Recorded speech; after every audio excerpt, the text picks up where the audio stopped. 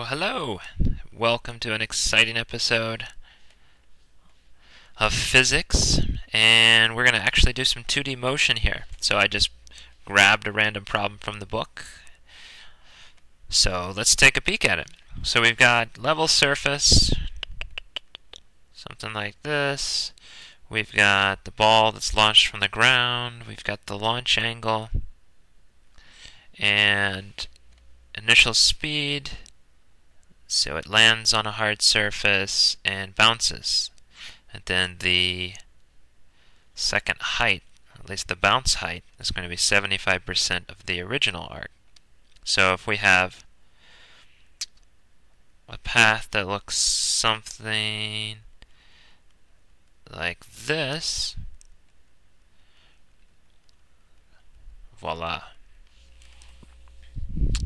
So let's figure this out. So what do we know? So we know that the initial speed of the ball is 23 meters per second. So let's go ahead and drop on a coordinate system. So I'm going to use the coordinate system and take it from the very beginning. So I'm going to do blue for the vertical stuff and green for the horizontal. Voila. So if we take a peek at what's happening in the vertical, we can say, okay, well, if we know our launch velocity and we know the angle that it makes with the horizontal, 52 degrees, maybe we can figure out how long it's in the air. So let's see if we can do that. So first step is to try to figure out, not do that, come back there. First step is to try to figure out what's going on in the x and y direction. So let's start with the y. So what do we know about the y direction? Well, we know that the initial velocity component in the y is going to be, let's draw the triangle. Might as well draw it out here. Something like that. And then we have initial velocity vector. And we have an angle in there somewhere. It's actually this angle, theta. So if we want the blue vector here, v naught y, we would use everybody's friendly relationship of sine theta. So sine theta, v naught. What else do we know in the y? Well, we know that the acceleration of the ball at any point along its path is pointing straight down. So that's going to be the acceleration due to gravity. So acceleration in the y. And if it's pointing down, our coordinate system is pointing up, we can say, okay, well that's going to be a negative 9.8 meters per second squared. What else do we know? Not much. We know the original position, or the starting position. We stuck our coordinate system there, so 0 meters. Let's go over to the y, or the x, I'm sorry. So the x stuff says, got a little excited. X stuff says, okay, we use that creepy cosine function. Cosine v naught. What's our acceleration in the x? Well, if we're going to neglect air resistance, typically means that we can get rid of this term. I'm basically saying that our x velocity is going to remain constant. And we can also say our initial position in the x is 0 meters. Voila. So let's see if we can figure out what's going on. So we want the maximum height that it reached. So first stop is generate an equation. So if we generate equations for the y, we can say, all right, well, we want to know what happens between our starting position and this height. Maybe I should use a different color besides blue. Let's use this. So between 1 and 2, that's going up. I'm going to generate a set of equations. So let's start with the y stuff. So in the y direction, I know that y final minus y initial equals my initial velocity in the y time plus 1/2 ay t squared. Okay, that's not looking so good. I don't know time, don't know my final position. Final velocity in the y equals initial velocity in the y plus acceleration in the y time. Oh, that might be helpful. What do we know about this case? We know that our final, which in this case our final position is position 2. So position 2 is F here.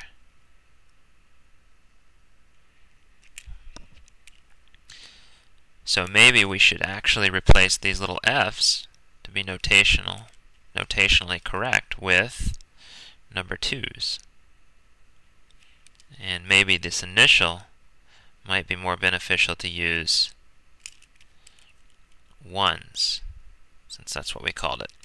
Probably would have been smarter just to erase the 1 over there and use 0, but too late now. Okay, so we got our notation. Seems like we have some information here. And the added information here is what happens when, or what happens with the velocity when it gets to the top or gets to that peak.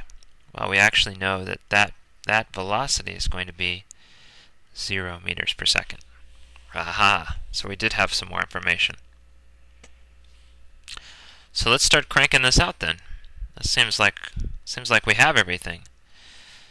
So using this second equation, I'm going to say final velocity equals the initial velocity for that section, so sine 52 degrees times our speed there, 23, wow, that was terrible, 23 meters per second. Double check that. 52, 23, looks good. This is meters per second. Plus, we have this negative 9.8 meters per second squared, t. So we can solve for t. So I'll leave you to verify that we end up with 1.85 seconds. Perfect. So now the next step is figure out how high it went. So I'm going to go back up here, plug into my first equation, and say, okay, well, I'm really interested in seeing y2 minus y1. I'm going to actually leave y1 off since I know it's 0, equals our initial velocity for that segment. So initial velocity for that segment, so that's sine 52 degrees, 23 meters per second, 1.85 seconds was our time, plus 1/2 negative 9.8 meters per second squared, times t squared, so 1.85 seconds squared. So we plug that into our fancy calculator or MATLAB or whatever your calculation method of choice might be, and we'll end up with about 16.8 meters. Perfect. So that's actually our solution for the very first part. So it asks the maximum height reached. Okay, check. So next one is how far from the launch point did it strike the first time. So by striking the first time, we actually mean this first point here when it bounces. So that's going to be the range. So we could use the handy range formula or just use what we know. And so going back here, we can say, all right, well, I'm going to call that bounce location, location 3. And that little segment's going to be from 2 to 3. So my strategy here is if I can figure out how long it takes to fall from 2 to 3, I can use that quantity of time to figure out how far it traverses in the x direction for that segment. And I already know how long it took to go from 1 to 2 in the y, so I can just add those two times together. Maybe we can subscript the times here. Maybe t12. Alright, so back to the y stuff. So y for this segment, so y3 minus y2 equals our initial velocity for that section, but it's not initial velocity 0 there, so subscripting correctly it's going to be 2y t plus 1/2 ay t squared. And actually it's going to be 2/3. So the time for that particular segment. And we also have our other handy formula, but I'm going to say, well, maybe we don't need that. So let's plug in. So our final position is going to be the ground, so it's going to be 0. Our initial position is going to be this previous state, so 16.8 meters. Our initial velocity is 0, so that term is going to be zeroed out. I'm going to carry the negative sign from 9.8 out front of that 1/2. Forgot my units in there, meters per second squared. And then we can calculate our only unknown, t23. So when you do that, so you'll end up with, didn't even have to actually punch it in my calculator, it's going to be the exact same value that we had before, 1.85 seconds. So if I recognize that, I could have saved myself a little time, but just kind of proved that it works out just fine if you don't. So if I'm going to figure out what happens between segment 1 to 3 in the x direction, the only thing I really need to know is my time. I know my initial velocity. I know that I don't have any acceleration. So if I know my total time, I can figure out how far it moves. So let's do that. So my position at that bounce is going to be x3 minus my starting of that segment, x1. Initial velocity in the x direction. It's not initial. We'll use the correct subscripting. Time between 1 and 3, plus 1/2 ax. You don't really have to write this, but just being careful, thorough. Whoops, got a little crazy. So we lose that second term, and we can say, okay, well, x1 is also 0, so really, to calculate my total distance from the starting location, I need my initial velocity for that segment. I'm going to go back up here and fix my subscripting. And that's going to be cosine theta v naught. The creepy function. Cosine theta. So cosine 52. Our speed was 23. Just double checking it. Meters per second. Times t1 to 3, so that's 2 times one of them, so 2 times 1.85 seconds.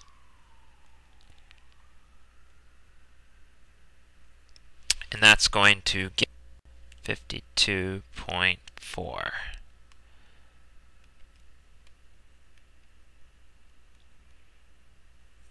meters. Excellent.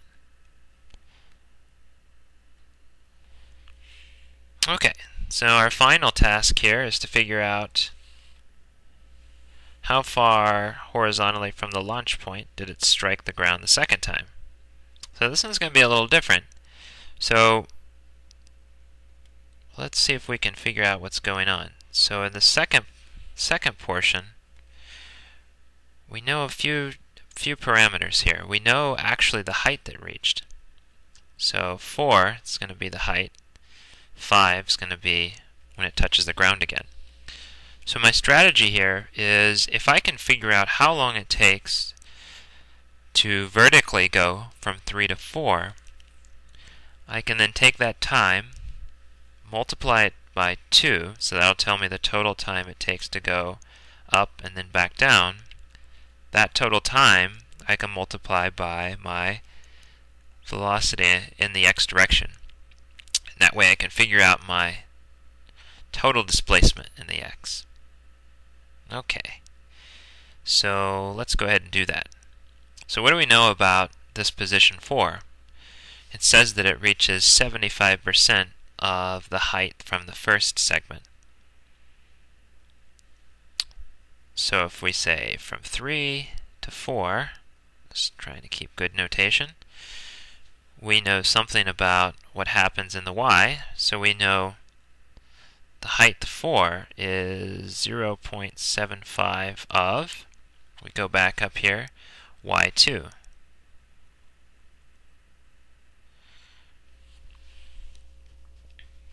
And what else do we know? We know that the final velocity for that particular section is going to be v4y 0 meters per second. And our acceleration is going to be exactly the same as it was before.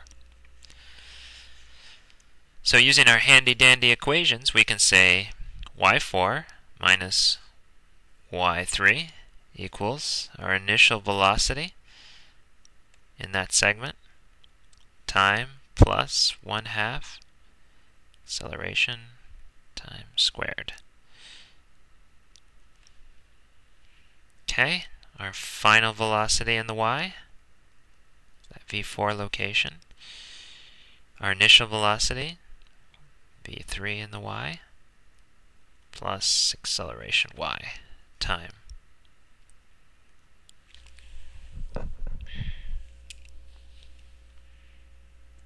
So far, so good? I think so. So we're actually going to have a little bit of a fun time trying to figure this out, but that's okay. So let's go ahead and plug in stuff here. So we've got 0.75 y2. I'm going to leave y3 off for right now. We've got sine, the friendly function, of our initial velocity in the y. Is that right?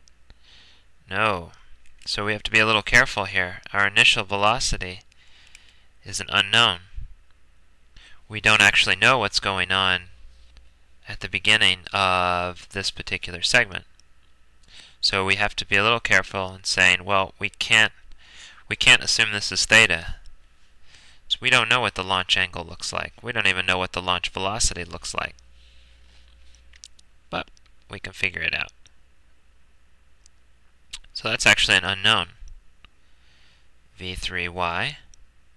What else is unknown? Time. Great. Plus 1/2 negative 9.8 t squared.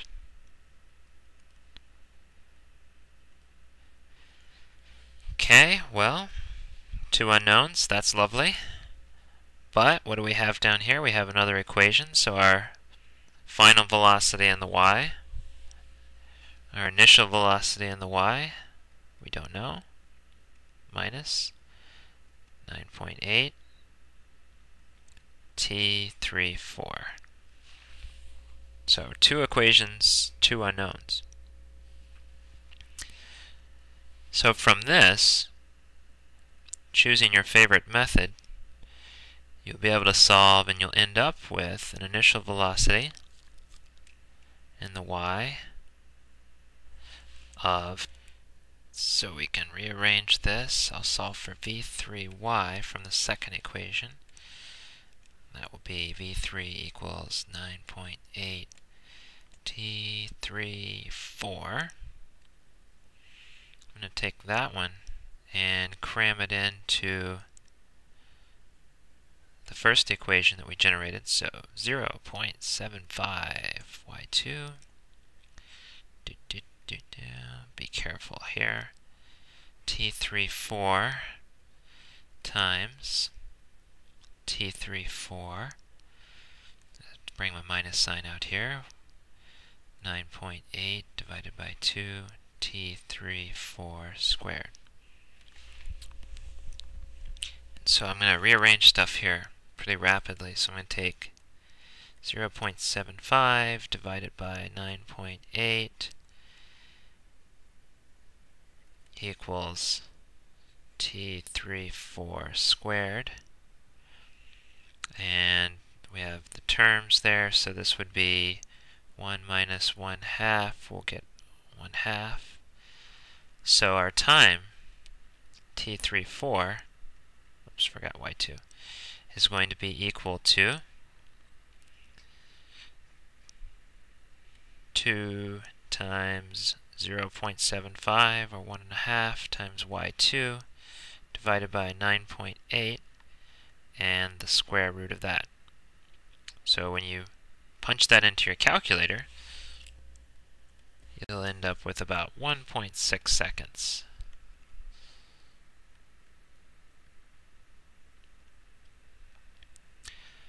So if we want to find the total horizontal distance from the launch point, we need the total time.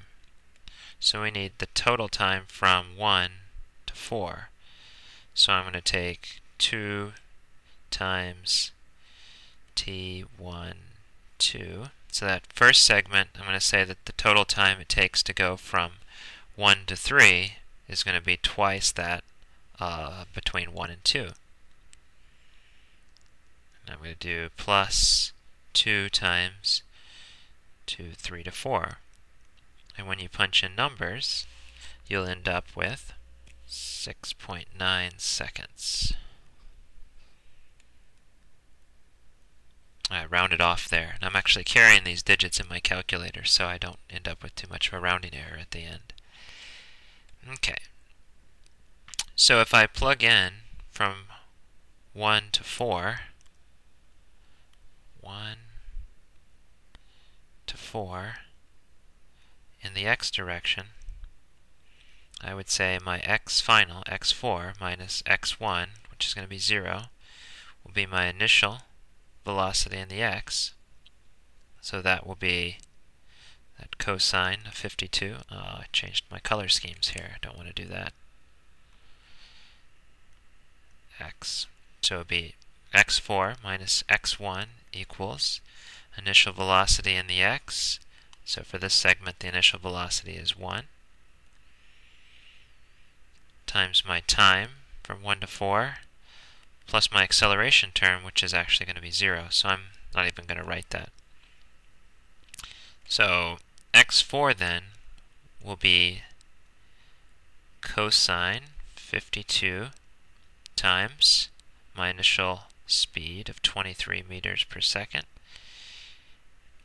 And my time, 6.9 seconds. So plugging that into my trusty calculator, I end up with a position of about 97 meters. Voila, there we are. And so we've finished this last part. Cool. Thanks for listening.